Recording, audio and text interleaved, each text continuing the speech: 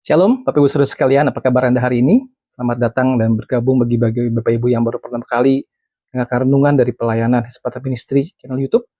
Kiranya boleh subscribe channel ini, kemudian bisa bagikan ke orang lain, memberikan juga komentar boleh, dan juga kiranya dapat berkat bagi kita semua.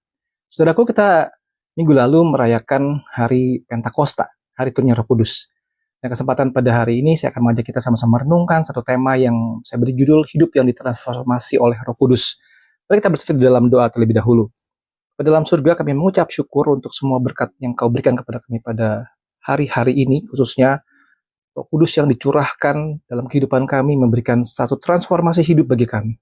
Berkatilah waktu perenungan pada saat ini ya Tuhan, agar kami boleh memahami firman dan menjadi pelaku firman. Dalam nama Tuhan Yesus Kristus kami bersyukur dan kami berdoa. Amin.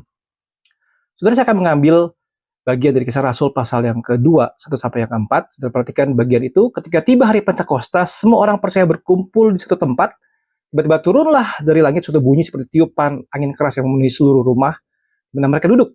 Dan tampaklah kepada mereka lidah-lidah seperti nyala api yang bertebaran, dan hinggap pada mereka masing-masing. Maka penuhlah mereka dengan Roh Kudus, lalu mereka mulai berkata-kata dalam bahasa-bahasa lain seperti yang diberikan oleh Roh itu kepada mereka untuk mengatakannya. Roma 12 ayat yang kedua. Jangan kamu menjadi serupa dengan dunia ini, tapi berubahlah oleh pembaharuan budimu, sehingga kamu dapat membedakan mana kehendak Allah, apa yang baik, yang berkenan kepada Allah, dan yang sempurna. Saudaraku, satu proses transformasi itu butuh waktu. Sebagaimana ulat yang kelihatannya sangat jelek sekali, bisa berubah menjadi kupu-kupu, satu transformasi yang sangat luar biasa. Itulah satu gambaran kehidupan kerohanian kita. Waktu kita sungguh-sungguh sudah mengenal Tuhan, harusnya hidup kita perlahan-lahan, tapi pasti mengalami sebuah transformasi. Transformasi oleh Roh Kudus itu kita harus memahami bagaimana Roh Kudus bekerja di dalam kehidupan kita. Roh Kuduslah yang memulai transformasi itu. Yeskiel 36 ayat 26 sampai 27. Kamu akan kuberikan hati yang baru dan roh yang baru di dalam batinmu. Aku akan menjauhkan dari tubuhmu hati yang keras dan kuberikan kepadamu hati yang taat. Rohku akan kuberikan diam di dalam batinmu. Aku membuat kamu hidup menurut segala ketetapanku, tetap berpegang pada peraturan-peraturanku dan melakukannya. Allah memberikan hati yang baru, roh yang taat. Dan inilah yang dijadikan, yang menjadi dalam hidup kita, yaitu diubahkan, mengubah motivasi dari dalam. Di Roh Kudus yang memulai transformasi, memberikan hati yang baru. Dan itu tidak stop sampai di situ. Tapi ada proses transformasi yang terus berlanjut, saudara. Filipi 1 ayat yang ke-6. Hal ini aku yakin sepenuhnya, yaitu Ia yang memulai pekerjaan yang baik di antara kamu akan meneruskannya sampai pada akhirnya pada hari Kristus Yesus. Jadi transformasi itu Roh Kudus menyempurnakan pekerjaannya di dalam hidup kita sampai pada hari Yesus Kristus. Kita dibentuk makin hari makin serupa dengan Kristus. Puji Tuhan, saudara, satu proses yang terus berlanjut, tidak hanya sekali terima Roh Kudus kemudian selesai, tapi terus menolong kita bertransformasi terus-menerus. Dan ada tanda hidup yang ditransformasi. Lihat Galatia 5, 22 sampai 23. Bagaimana buah roh di sebuah bukti perubahan nyata. Saya pernah sharingkan bagian ini, saudara bisa lihat di channel YouTube saya, bagaimana membahas satu persatu hal-hal mengenai buah Roh Kudus. Nah, bagaimana pertanyaan begini? Bagaimana Roh Kudus mentransformasi hidup kita? Apa hubungannya dengan kita saat ini? Saudara, yang pertama, Roh Kudus memberikan kita kuasa untuk berubah. Kisah Rasul ayat ke-8, kamu akan menerima kuasa. Roh Kudus turun ke atas kamu. Kamu akan menjadi saksiku di Yerusalem, seluruh Yudea, dan Samaria sampai ke ujung bumi. Dari orang-orang yang ketakutan menjadi orang-orang yang berani. Orang-orang yang lemah menjadi orang-orang yang kuat. Karena kenapa? Karena Roh Kuduslah yang memberikan kita kuasa untuk berubah, saudara. Kita tidak bisa berubah dari diri kita sendiri. Kita tidak cukup kuat memotivasi hidup kita untuk bisa menjadi orang yang bertransformasi. Roh Kudus memberikan kuasa itu untuk kita berubah. Kemudian Roh Kudus memimpin kita juga kepada kebenaran. Ayat 16 ayat yang ke-13. Apabila Ia datang, itu roh kebenaran. Yang memimpin kamu ke dalam seluruh kebenaran, sebab Ia tidak akan berkata-kata dari dirinya sendiri, tapi segala sesuatu yang didengarnya. Itulah yang dikatakannya. Ini akan memberitakan kepadamu hal-hal yang akan datang. Roh Kudus memimpin kita dalam kebenaran. Kita mengerti untuk membaca firman. Nah, Roh Kudus yang mencerahkan hati dan pikiran kita. Roh Kudus juga menyadarkan kita akan dosa. Ayat 16 ayat ke-8. Kalau Ia datang, akan mengisafkan dunia akan dosa, kebenaran, dan penghakiman. Saudara, jangan matikan suara Kudus dalam hidup kita. Kalau kita ada satu hal yang salah, tegur oleh firman Tuhan, tegur oleh Roh Kudus, itu Roh Kudus bekerja, memimpin kita, menyadarkan kita akan dosa.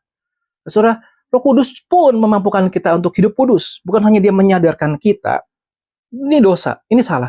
Tapi dia memampukan kita untuk hidup kudus. Roma 8 ayat 13. Sebab, jika kamu hidup menurut daging, kamu akan mati. Tapi jika oleh roh, kamu mematikan perbuatan-perbuatan tubuhmu, kamu akan hidup. Sudah kita tidak mampu lepas daripada kebiasaan-kebiasaan buruk kita, daripada dosa-dosa kita. Roh Kuduslah yang membebaskan kita dari perbudakan dosa. Roh Kuduslah memberikan kekuatan untuk kita bisa menolak pencobaan-pencobaan itu. Roh Kudus mampukan kita untuk hidup kudus. So kita lihat betapa luar biasanya pekerjaan Roh Kudus dalam hidup kita. Betapa luar biasa transformasi yang Roh Kudus lakukan dalam kehidupanmu dan kehidupan saya. Apa aplikasi praktisnya, saudara sekalian? Apa respon kita? Respon yang pertama adalah kita berserah sepenuhnya kepada Roh Kudus. Berserah sepenuhnya kepada Roh Kudus. Efesus 5 ayat 18. Dan janganlah kamu mabuk oleh anggur, karena anggur menimbulkan hawa nafsu, tetapi hendaklah kamu penuh dengan roh. Berserah sepenuhnya kepada roh. Hidup dalam penyerahan dan ketaatan kepada Roh Kudus setiap harinya. Dengar-dengaran apa yang Allah inginkan lewat hidup kita. Berserah sepenuhnya kepada Roh Kudus. Tidak mampu dengan kekuatan sendiri, dengan motivasi sendiri, dengan kekuatan-kekuatan apapun. Tidak mampu. Kita harus berserah sepenuhnya kepada Roh Kudus. Terus yang kedua, aplikasi praktisnya adalah apa? Kita mengandalkan Roh Kudus dalam setiap situasi kita. Zakaria tempatnya ke-6, maka berbicaralah ia, katanya, inilah firman Tuhan kepada Zerubabel bunyinya, bukan dengan keperkasaan, dan bukan dengan kekuatan, dan dengan rohku, firman Tuhan, semesta alam. Bukan karena kita perkasa, bukan karena kita kuat, bukan karena kita hebat, tapi kita andalkan Roh Kudus dalam setiap situasi. Saudara, apa yang sedang kau alami saat ini? Berbicaralah kepada Tuhan, minta tolong agar Roh Kudus memberikan kita kekuatan, dan andalkan Dia, karena dengan Roh Tuhan, kita bisa mengalahkan segala macam pergumulan-pergumulan dalam hidup kita. Saudara, yang terakhir, saudara, apa yang menjadi aplikasi praktis dalam hidup kita? Kita mengejar pertumbuhan rohani. Harus, saudara. Galatia 5 ayat 25. Kalau kita hidup oleh roh, baiklah hidup kita juga dipimpin oleh roh. Saudara, bicara mengenai buah Roh Kudus bukan cuma sesuatu hal yang sudah kuno, saudara, sudah zaman dulu, tidak. Tapi sampai hari ini pun kita terus mengejar pertumbuhan rohani. Hidup dipimpin oleh Roh Kudus melalui doa. Adakah engkau berdoa? Oleh pembacaan firman, mendengar firman, belajar firman, dan melalui persekutuan dengan sesama anggota tubuh Kristus yang lainnya. Terus mengejar pertumbuhan rohani, tidak bisa stuck sampai di titik itu saja.